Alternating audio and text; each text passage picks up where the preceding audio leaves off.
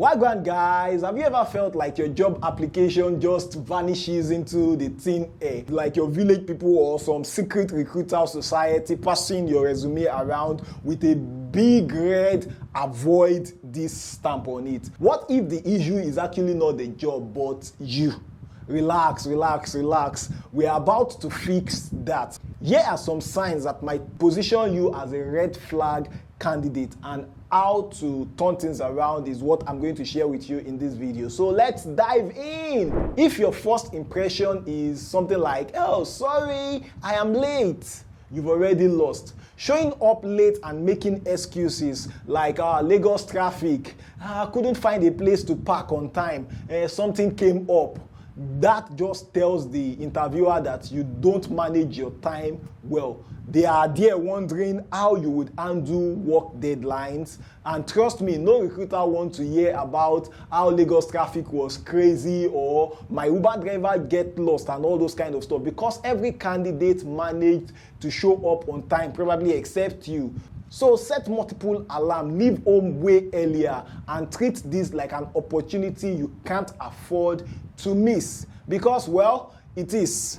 Then there is the candidate who finally gets a recruiter's call but ignores it. And when they actually pick up, scheduling an interview feels like trying to set up a meeting with the president. If an employer has to work so hard just to talk to you, they will assume working with you will just be as frustrating. So answer your phone, respond to emails, and be flexible. The easier you make the job, the more likely they are to say, yes, we are hiring this guy.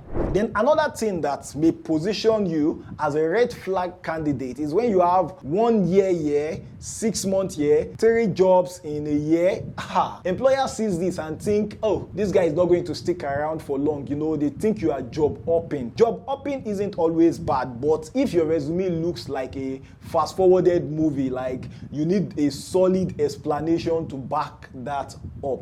You know, highlight your growth. Did you leave for a better opportunity? Did you leave for more skills? Make it clear that your career moves are actually strategic and not random. And no, I was tired of my boss, or I just wanted to try something new, won't cut it for most recruiters. So show them that you have a plan.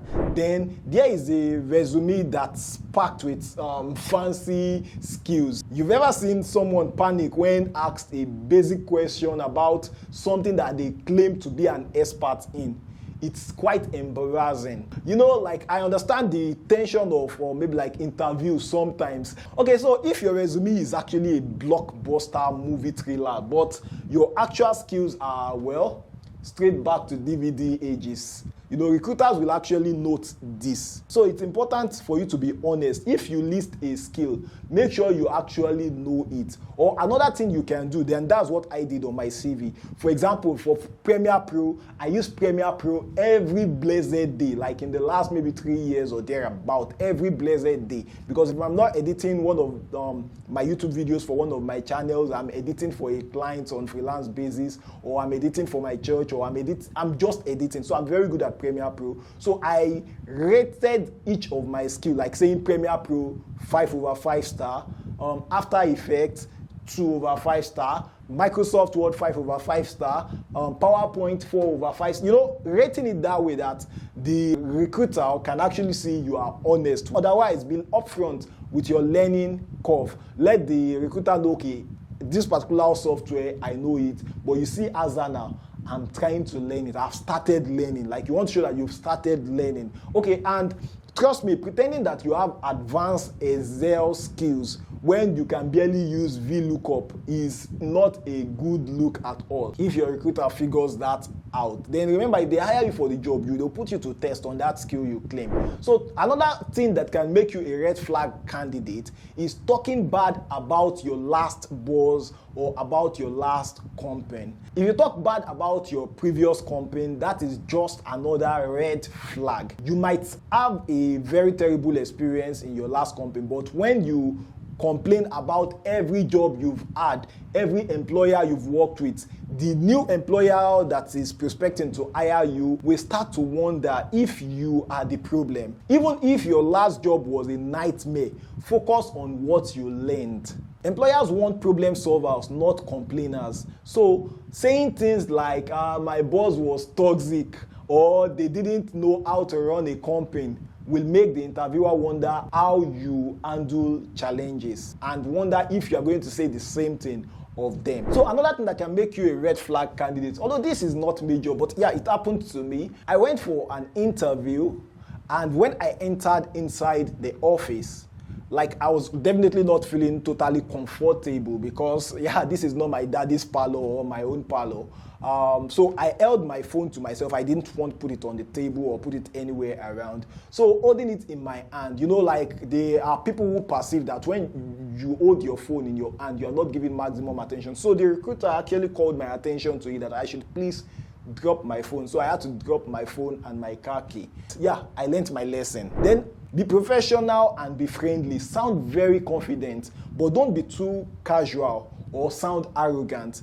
For me, like, being confident is never my problem. Maybe like staying in an interview, I'm super confident. What I am watching out for is ensuring that I don't come off as arrogant to the recruiter, because I know I'm not arrogant, but then some things you say might actually make you come off as arrogant, and nobody wants to hire a candidate they perceive as arrogant. So even if the recruiter is young and smiling, don't assume you can switch into your street mode. Good afternoon, sir. Nice to meet you will go further than what's up, my guy. Nobody would even say that. So another thing that can make you a red flag candidate is when you are asked this sensitive question that you can't escape in any interview. They ask you, what's your salary expectation? If you throw out a number so high that the recruiter has to double check if you are serious, that's a problem. However, if that is what works for you, say it. It's an open market. It's either you get hired or you don't get hired. But what I'm just saying, if you charge too high, it makes you a red flag candidate for that specific job. It doesn't mean you should bring down your value if you can give value that actually worth it. So know your market value. Aim high, but don't price yourself out of a job. You can research salaries on platforms like, I think, Glassdoor. Yes, so you get a range of realistic salary, and it would help you to negotiate wisely. And know that the salary you see on Glassdoor might be by somebody who worked with the organization maybe some 4 years, some 5 years, some 6 years ago. And inflation, value of money, a lot of things have changed since then. So you want to be realistic. So you don't, on the premise of what you see online, shortchange yourself. And also, you ensure that you don't overcharge. Then another thing that can make you a red flag candidate is if you are that person who never takes responsibility. Maybe they tell you something like, tell me about a time something went wrong at work. If your answer is, it wasn't my fault, that's a problem. You need to be able to take responsibility and explain that you have learned from that mistake. So a Fortune 500 company in the US made a very huge loss. I don't know the exact amount offhand, but I know it was a very huge loss. Let's say that they lost maybe like $2 million. It's a very big company. And the person who was at fault that made them make that loss was expecting that the company will fire him. But he was surprised when the MD refused to fire him. So he approached the MD and hold up to responsibility, saying that blah, blah, blah, blah, blah. The MD said no, that you made a mistake, that from what he has learned from it, that he's not ready to fire that guy and hire somebody else that would come and make another $2 million mistake, that same mistake. Do you understand what I'm saying? That he has invested the $2 million that was lost in training you not to make that mistake next time. Do you understand? So it's okay to own up to responsibility, you understand? And employers, recruiters want people who own their mistake and learn from them. Saying something like, my team failed because they didn't listen to me, is a big red flag. So try to say, we faced a challenge, and here is what I did to fix it, or here is what I suggested, and somebody else suggested something on the team, and we brainstormed together and we were able to fix that mistake, and this is what I learned. That sounds better than trying to push responsibility to the people or to the people in your formal team. Now let's talk about attitude. You may have the perfect resume, the right skills, and all the experience in the world. But if your attitude is off, you are out. Being rude to the receptionist, rolling your eyes during interview, and acting like you are doing them a favor by showing up, automatic rejection for you, bro. I once heard about a candidate who demanded coffee before an interview even got started. Guess what? No job offer. You know, social media matters too. You think recruiters don't check? I was basically at an interview, and right in my front, they are checking my LinkedIn. Like, that was for the HR. They checked my LinkedIn, checked my YouTube. This YouTube channel you're watching right now was checked. My video was played right before me. Imagine that I have said something that doesn't represent me well or just position me very badly. Did you understand? And when I was to meet the MD of that same organization, guess what? He checked my Twitter. And while he was checking my Twitter, you know what was coming up on my head?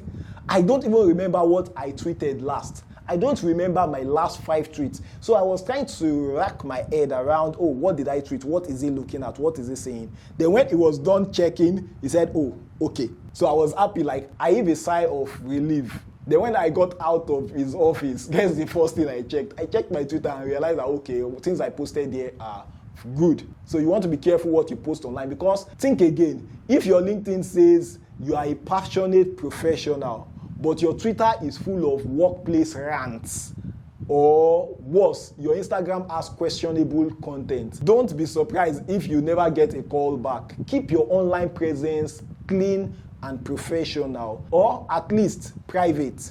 If any of these red flags sounds familiar, don't panic. Just make some adjustments and watch your job search improve.